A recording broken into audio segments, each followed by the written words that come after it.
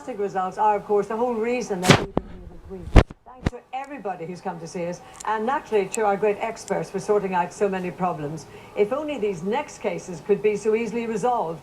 Now, a number of you got in touch after being let down by exactly the same company, one that pocketed thousands of pounds without always supplying the products that can, of course, be such a lifeline for those people who really need them.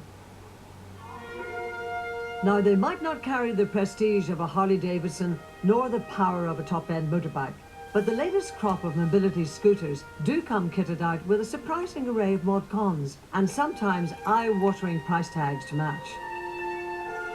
Which makes it all the more important for anyone who relies on one to get around, like George Skirving from North Berwick in Scotland, to be sure that they're buying from a supplier they can completely trust. They've always been independent, and I still hope to keep independent. My scooter allows me to do many things that I could never have done if I hadn't a scooter. George has been using a scooter for the last 13 years after being diagnosed with a degenerative spinal condition. He'd been hoping to update the one he's driving now because he sometimes finds it difficult to get it onto public transport. I have had trouble with the buses, and I'm now having trouble with the trams. So when George received a cold call from a company called Mobility Services Limited, offering him a new mobility scooter that it claimed would easily fit onto public transport, he was very keen to find out more. So with the help of his son Ron, George took a closer look at what the company could do for him. I said, well, get them to tell you the name of the website so I can even check it out, which I did. And on first impression, the company seemed legitimate enough.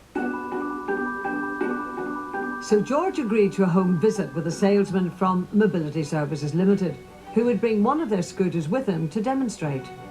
He was very good. He came in and he showed me the scooter that he had.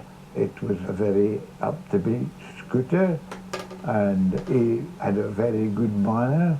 And then I mentioned the alterations that it would need, and he said there's no bother in doing that. Delighted, George agreed to buy the scooter at a cost of £3,295, and he paid a deposit of £1,000. But just a few days later, Mobility Services Limited called him to say that unfortunately they couldn't make the promised adjustments after all. Well, I thought right away I'll have to cancel it.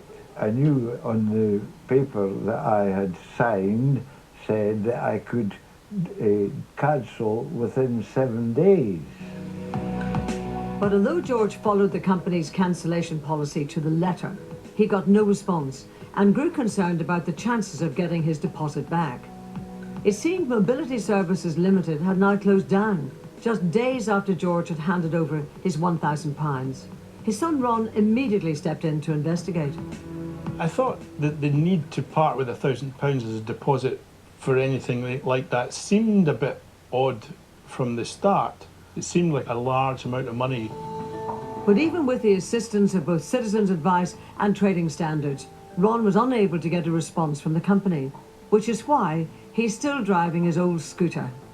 He was told his best option was to try and pursue the company director, Christopher Bauer, through the Sheriff's Court. But despite a summons, Mr. Bauer failed to appear. It was kind of expected in a way, but you then go back to the court and say right, okay, so you didn't turn up, what happens now? The court found in George's favour, with still no sign of Mr. Bauer. Ron contacted a debt collection agency to see if they could track him down, but their response wasn't the one that he was hoping for. The debt collection agency that I spoke to, off the record, kind of said, you're probably wasting your time. Situations like this, in their experience, don't come to a successful conclusion. We've heard from people all over Britain who, like George, say that they're out of pocket after buying products from Mobility Services Limited. 81-year-old Mary Crammon from Doncaster bought a £700 scooter from them back in September 2013. So why, just 2 years later, is that not the one that she's driving now? I really wanted a new scooter because The other one wasn't much good, but it wouldn't go very well. Yeah. It was keep going and stopping, going and stopping. As my mum's health deteriorated, she can walk less and less on her own. So we decided that what she needed was one of the nice new modern ones that would collapse down and would fit in my car so I could take her out for the day. But it wasn't long after the scooter arrived that Mary began to have problems with it. It looked very good when you come to the door with it, but it wasn't much good at all after you left. It broke down 3 or 4 times and I didn't get much use out of it, because it kept breaking down. Eventually, in August 2014, the scooter packed in altogether. As it was still within warranty, Mary called up Mobility Services Limited. My mum's scooter fell to pieces just outside the street, and a gentleman helped to put it back together and helped to get back into the house. Every time you moved it, the back end just fell off.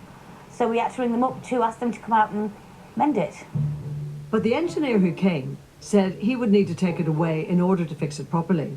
Mary was assured that this would take just a matter of days. But she waited and waited and waited. And I'm afraid she never saw her scooter again. I was upset when I was there, but I didn't cry about it, did I? No, you were more angry, I think, than anything else. We'd taken my mum's money, and she hadn't got a scooter. She couldn't get out and about, so she wasn't going to get any benefit out of it.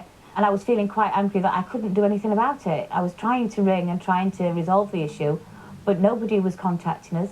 13 months on, and Mary has had to accept that her scooter's not coming back. In the end, we just decided that we might as well write it off. And in the end, we decided that we couldn't wait any longer, so we had to go out and get her another scooter. Age UK has long had concerns about the shoddy practices of some mobility aid suppliers, but has this advice for anyone looking to buy one. It's really disappointing that back in 2002 we were doing work on poor selling in mobility aids. If you're looking to buy a mobility aid, the advice I would give is, first of all, take your time. Don't buy on the day, get several quotes, check the company. There are several on the market, and reputable suppliers will belong to the British Healthcare Trades Association, which has an approved code of practice. Mobility Services Limited was not a member, and when we did some digging into its boss, Christopher Bauer, we found that he's associated with 6 other companies, all in the mobility industry. But 3 of them are in the process of being struck off, and another has ceased trading altogether. We contacted Christopher Bauer of Mobility Services Limited, but are yet to have a reply. Meanwhile, George and Mary remain out of pocket and frustrated that no one is being held responsible. I wished I'd never bought this scooter because it was absolutely rubbish. It's just out to get your money. I think every child feels responsible for looking after their parents. I don't think I'll ever cease in my efforts to either recover the funds or bring the man responsible to justice. Poor customer service and vulnerable customers really makes us cross here on Ripoff Britain. Well, it's time to put our young consumers